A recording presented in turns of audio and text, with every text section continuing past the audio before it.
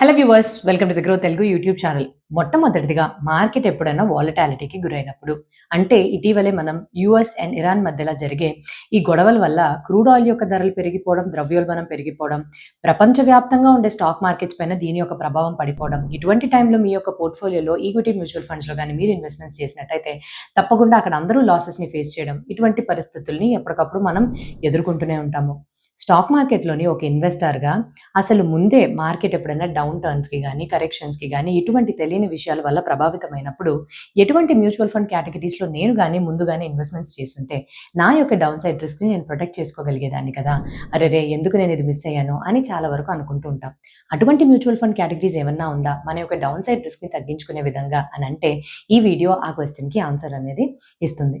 ఈ వీడియోలోని మేము 4 రకాలైన 4 కేటగిరీస్ అయిన మ్యూచువల్ ఫండ్స్ ఏవైతే ఈక్విటీస్‌లో ఇన్వెస్ట్‌మెంట్స్ చేస్తాయో వాటిని తీసుకొని మీ ముందుకు రావడం జరిగింది. ఎందుకంటే మీరు కూడా ఇదివరకు ఇక్కడి నుంచి వెళ్ళబోయేటప్పుడు ఇటువంటి డౌన్ టర్న్స్‌ని ఎదుర్కోవడానికి ముందే జాగ్రత్త పడాలి కదా! సో ఇంకెందుకు ఆలస్యం వెళ్ళిపోదాం ఈ వీడియోలోకి. కానీ వీడియోలోకి వెళ్ళడానికన్నా ముందు తెలుసు కదండీ, మీరు కనుక మా గ్రో తెలుగు యూట్యూబ్ ఛానల్‌కి సబ్స్క్రైబ్ చేసుకున్నట్టయితే వెంటనే బెల్ ఐకాన్ని క్లిక్ చేసుకోండి. ఎందుకంటే ఇక్కడ ఎంతో ఇంపార్టెంట్ ఇన్ఫర్మేటివ్ కంటెంట్‌ని ఎప్పటికప్పుడు మేము ముందుకు తీసుకొచ్చే ప్రయత్నాన్ని చేస్తూనే ఉంటాం కాబట్టి.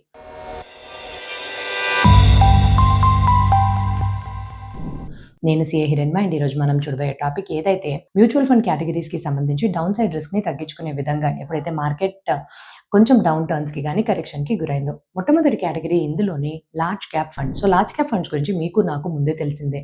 ఏదన్నా రిస్క్ వస్తున్నప్పుడు దాన్ని తట్టుకుని మంచిగా స్థిరమైన ఆదాయాల కోసం ప్రతి ఒక్కరం లార్జ్ క్యాప్ ఫండ్స్ ఎంచుకుంటాము. అదే తీరులోని మార్కెట్ అనేది ఎప్పుడన్నా డౌన్ టర్న్‌కి గురైతే లార్జ్ క్యాప్ ఫండ్స్‌లో మీ యొక్క పెట్టుబడి పెట్టుకోవడం అనేది మీకు ఉచితమైన విషయం. అయితే సెబీ యొక్క మ్యాండేట్ ప్రకారంగా లార్జ్ క్యాప్ మ్యూచువల్ ఫండ్స్ అనేవి 80% వాళ్ళ యొక్క ఆస్తుల్ని తీసుకెళ్లి లార్జ్ క్యాప్ కంపెనీ యొక్క స్టాక్స్‌లో ఇన్వెస్ట్‌మెంట్స్ చేస్తారు. లార్జ్ క్యాప్ కంపెనీ అంటే ఏంటి? మళ్ళీ సెబీ యొక్క మ్యాండేట్స్ ఆర్ రెగ్యులేషన్స్ ఆధారంగా వాళ్ళ యొక్క మార్కెట్ క్యాపిటలైజేషన్, అంటే వాళ్ళు ఎంతైతే డబ్బుల్ని పెడుతున్నారో దాని యొక్క ఆధారంగా ర్యాంక్ 1 నుంచి 100 మధ్యలో గానీ వచ్చినట్టయితే 1 నుంచి 100 మధ్యలో వచ్చే ర్యాంక్స్ అన్నిటిని మనం లార్జ్ క్యాప్ కంపెనీస్ అని అంటాం.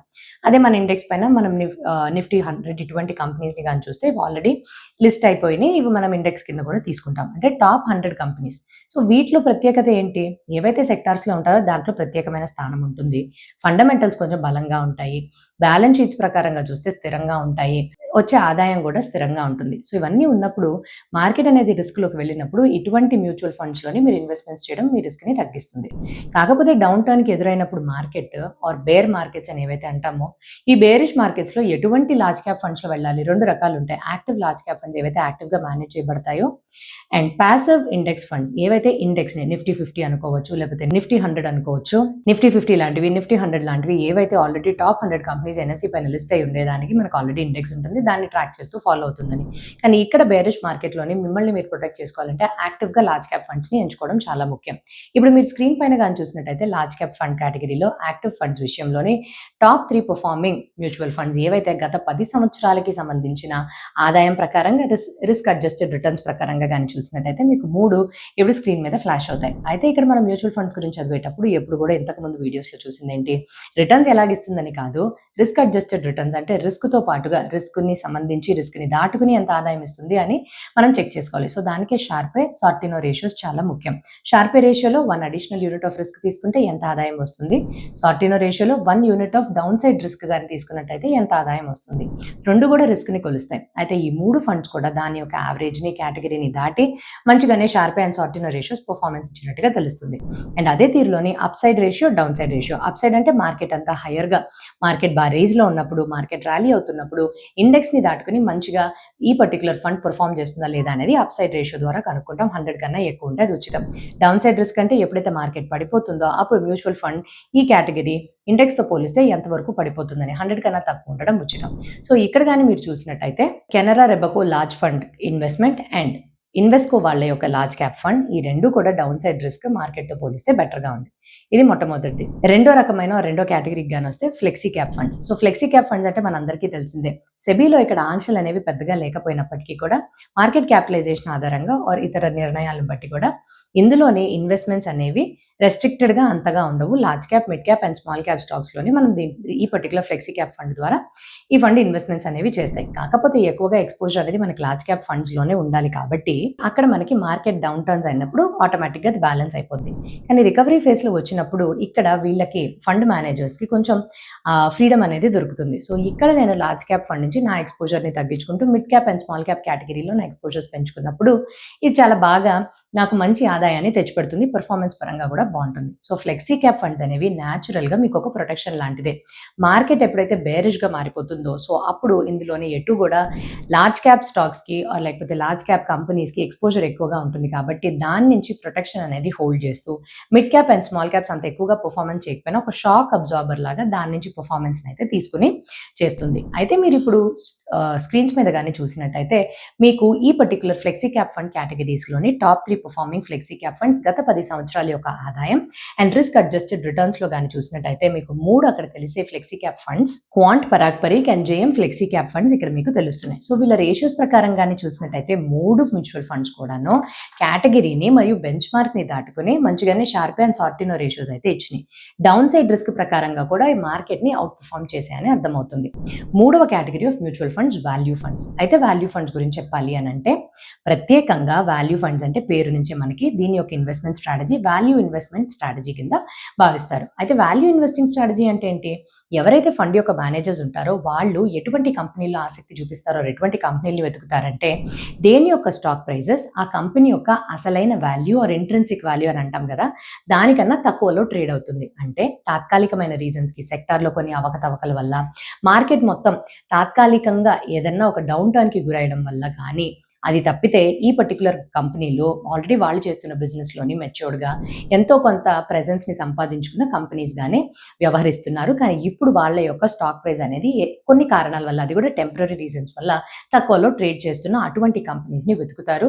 జల్లెడ పట్టుకొని ఈ పర్టిక్యులర్ వాల్యూ ఫండ్స్ కింద తీసుకొస్తారు. సో అయితే ఇక్కడ వీళ్ళు సెబీ యొక్క రెగ్యులేషన్స్ ఆధారంగా కనీసం 80% వాళ్ళకుండే అసెట్స్‌ని ఈక్విటీ లేదా ఈక్విటీ మ్యూచువల్ ఫండ్స్ రిలేటెడ్ ఇన్స్ట్రుమెంట్స్‌లోనే వాళ్ళు ఇన్వెస్ట్మెంట్స్ చేయాలి. సో ఇక్కడ వాళ్ళు ఇన్వెస్ట్ చేసే ఈ ఈక్విటీ మ్యూచువల్ ఫండ్స్ ఆర్ ఈ ఇన్స్ట్రుమెంట్స్ కూడా value investment strategy or value funds తీరులోనే ఆ ఆబ్జెక్టివ్‌కి సరిపోయే విధంగానే మనం తీసుకోవాలి.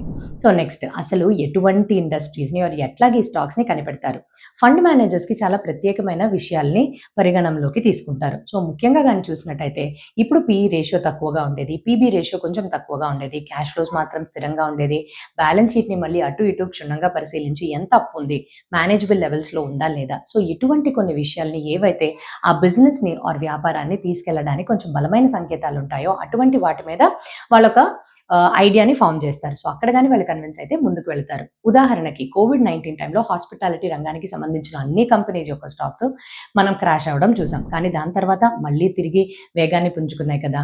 సో ఒక బేరిష్ మార్కెట్‌లో వాల్యూ ఫండ్స్ అనేవి ఎలాగ హోల్డ్ అవుట్ అవుతాయి? సో ఎలా చెప్తున్నారు మీరు ఇది అని అంటే value investment or value funds అనేది ఆ ఇన్వెస్ట్మెంట్ స్ట్రాటజీని ఫాలో అవుతుంది కాబట్టి ఆల్రెడీ మార్కెట్‌లోని వాల్యుయేషన్స్ చీప్‌గా ఉండే కంపెనీస్‌ని మనం తీసుకోవడం జరుగుతుంది. సో ఇక్కడ డౌన్ సైడ్ రిస్క్ కుషన్ అనేది లభిస్తుంది.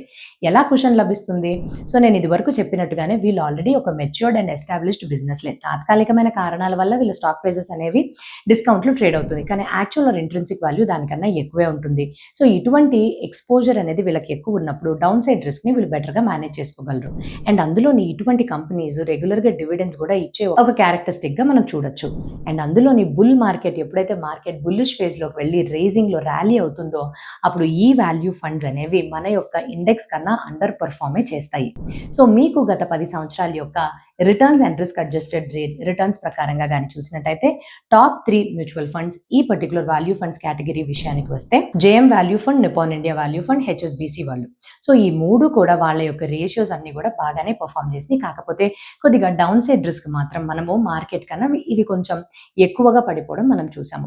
4వ కేటగిరీ విషయానికి కానీ వచ్చినట్టయితే హైబ్రిడ్ ఫండ్స్. హైబ్రిడ్ ఫండ్స్ అంటే మరి ఏదో కాదు, ఒక్క అసెట్ క్లాస్ కన్నా ఎక్కువ అసెట్ క్లాసెస్లోని ఇన్వెస్ట్మెంట్స్ చేస్తాయి. అంటే రిస్క్ని డైవర్సిఫై చేసుకునే విధంగా.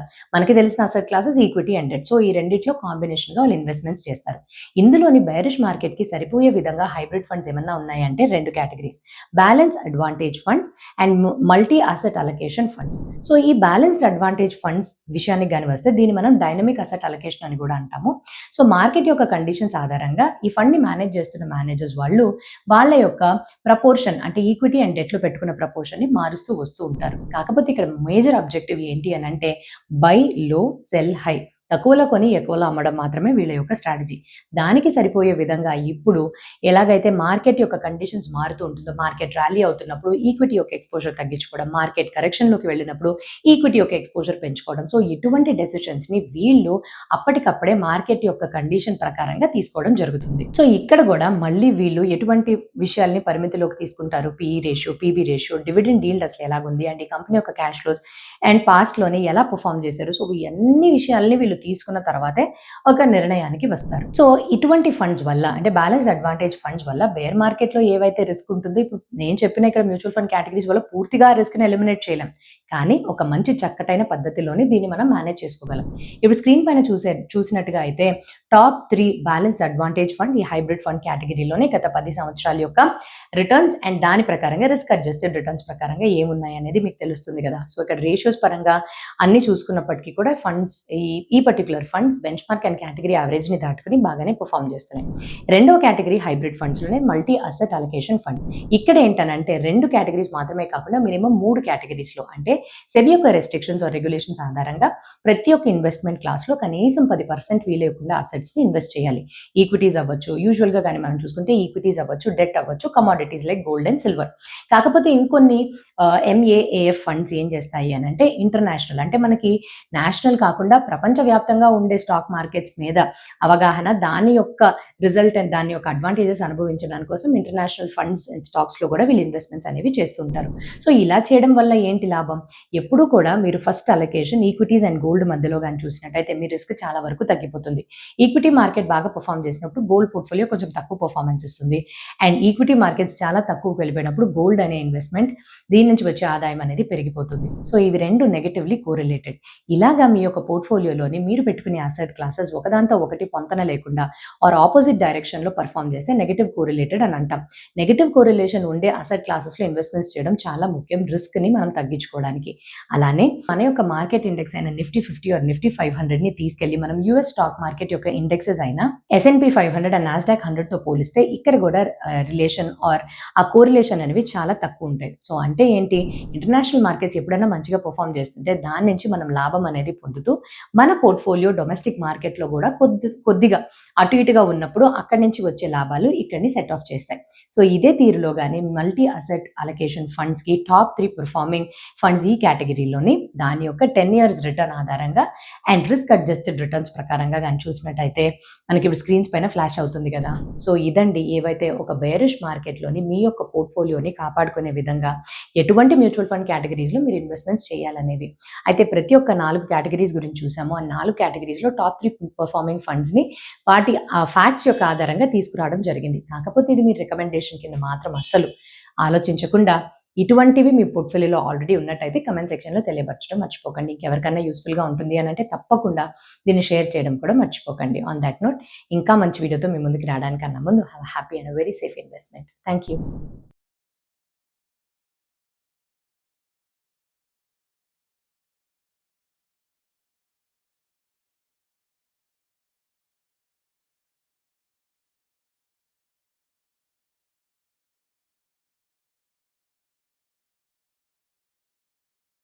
Investment in securities market are subject to market risks. Read all the related documents carefully before investing. Please read the risk disclosure documents carefully before investing in equity shares, derivatives, mutual fund, and or other instruments traded on the stock exchanges.